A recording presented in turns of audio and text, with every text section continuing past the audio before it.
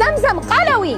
ماء زمزم لا ينتمي تماما للسوائل إلا بالاسم، صحيح أنه يحمل اسم الماء ولكنه يختلف تماما وجذريا على مركبات الماء، فجميع مياه الدنيا تنتمي إلى المركب الحمضي يعني حمضية، إلا ماء زمزم فهو قلوي. وسبحان الله لا يوجد ماء قلوي غيره على وجه الأرض، فلذلك عند شربه بكثرة يكون عند الإنسان مناعة قوية ضد الفيروسات، لأن الفيروسات لا تعيش في البيئة القلوية. فسبحان من جعله في مكة حماية للحجيج والمعتمرين. بسم الله ما شاء الله، من كثرة الزحام والزحمة داخل الحرم قد يتسبب للإنسان في الأمراض والأوبئة، فمن أكثر من شرب ماء زمزم وعبأ بطنه أثناء الحج والعمرة سلم من كل الأمراض والفيروسات. أكثروا من شرب ماء زمزم فإن الدعاء عند شربه مستجاب، وماء زمزم لما شرب له.